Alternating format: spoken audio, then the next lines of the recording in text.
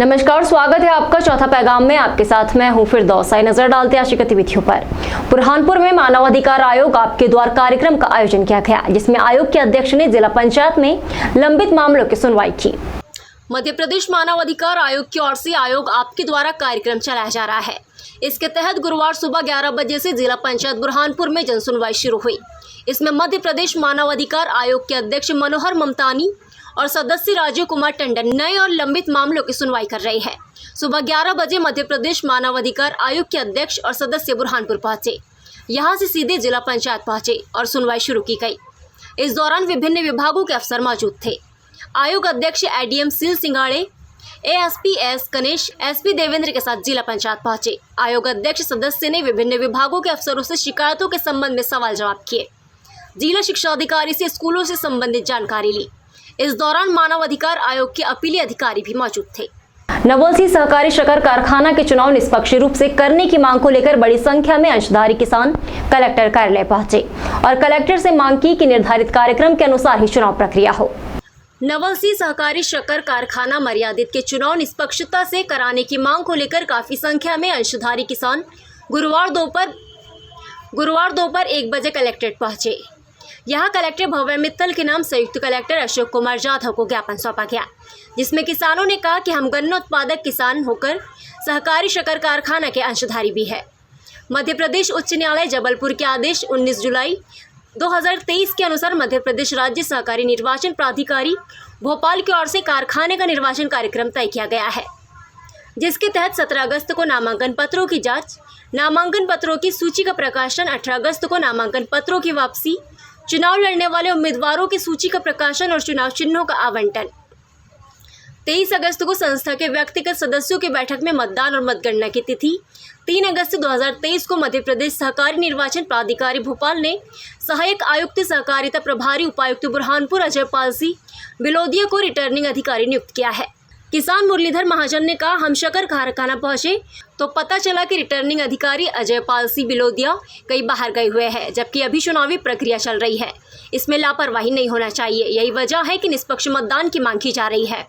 इस दौरान किसान आदित्य वीर सिंह, जयप्रकाश पाटीदार, कैलाश भिकाजी पाटिल, देवेश्वर सिंह, विश्वनाथ पाटिल, नरेंद्र कुमार पटेल, नवीन कुमार पाटीदार, मनोज श्रवण दास, महेश फूलचंद पटेल, डॉक्टर नारायण पाटिल, ताराचंद राजाराम महाजन, मनोहर गिरधर नागर सहित अन्य किसान मौजूद थे। आज क्या ज्ञापन देना है?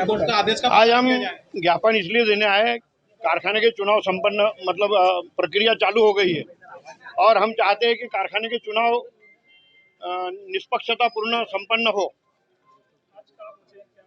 अभी हम यहाँ पर कलेक्टर महोदय जी के पास में पहुँचे हैं और आदरणीय कलेक्टर महोदय जी को हमने ज्ञापन दिया है और हमने उनसे यही मांग की है कि हम सब किसान चाहते हैं कि हमारे कारखाने में नवल सिंह सहकारी शक्कर कारखाने के चुनाव संपन्न हो और हमारे किसानों का एक संचालक मंडल, एक प्रतिनिधित्व मंडल वहाँ पर बैठे और किसानों के लिए अच्छे से अच्छे सोचे।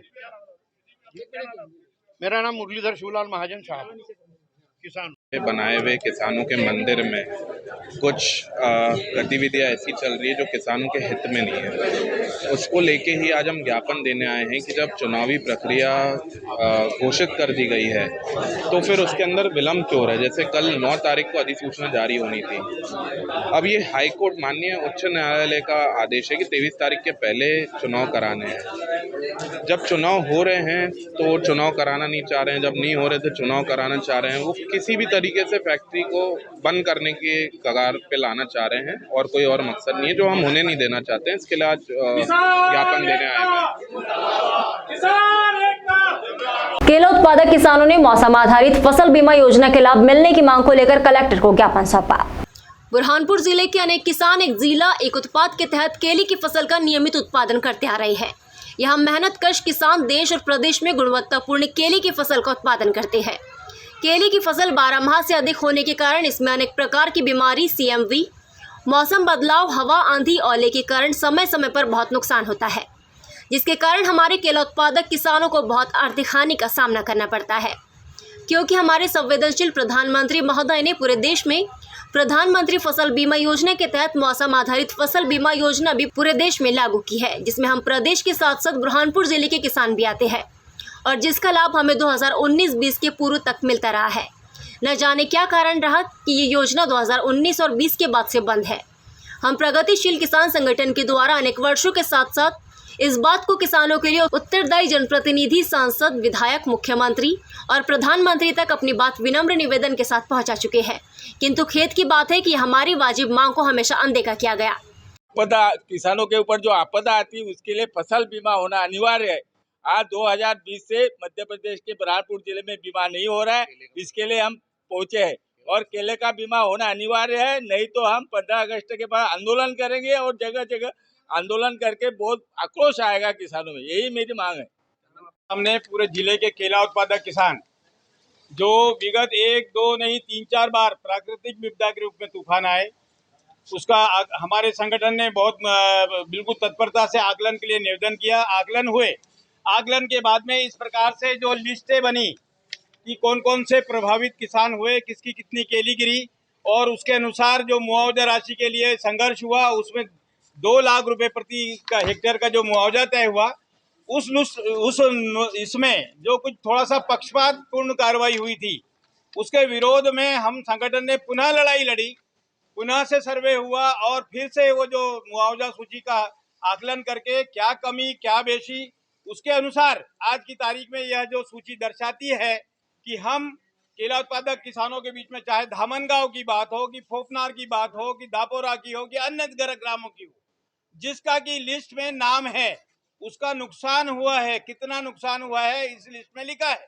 उन सबको मूलतः लगभग 70 से 80% लोगों को पैसा भी मिल गया, उसका भी धन्यवाद। परंतु जो 30% लोग बाग अभी रुके हैं उनको अनिवार्य रूप से दिया जाना चाहिए। यह हमारी मांग नंबर 1 थी। इसी निमित्त में अब हमारा दूसरा भी छोटा सा कहना। आगामी विधानसभा चुनाव की तैयारी को लेकर 32 मास्टर ट्रेनरों को चुनाव की भर्तियों से अवगत कराने के लिए प्रशिक्षण दिया जा रहा है, जो कि कलेक्टर सभागृह में रखा गया। आगामी विधानसभा चुनाव को देखते हुए प्रशासनिक तैयारियां जोरों पर है।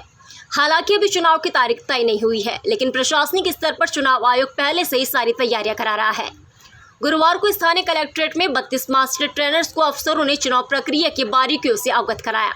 अब यह मास्टर ट्रेनर मतदान अधिकारी आदि को अलग समय में प्रशिक्षण देंगे। प्रशिक्षक आशीष पटेल, दीपक शाह ने 32 मास्टर ट्रेनर्स को नामांकन की प्रक्रिया से लेकर मतगणना की एक जानकारी दी, चुनाव आयोग के दिशा निर्देशों से अवगत कराया। आने वाले दिनों में अब ट्रेनिंग लेने वाले मास्टर ट्रेनर्स चुनाव कराने वाले कर्मचारियों को ट्रेनिंग देंगे। राजनीतिक दलों में भी चल रही तैयारी। इधर राजनीतिक दलों में भी बैठकों, राजनीतिक कार्यक्रम का दौर चल रहा है। कांग्रेस भाजपा में दावेदार भी अपनी अपनी दावेदारी में लगे हैं, जबकि इधर प्रशासनिक स्तर पर भी चुनाव की तैयारी चल रही है।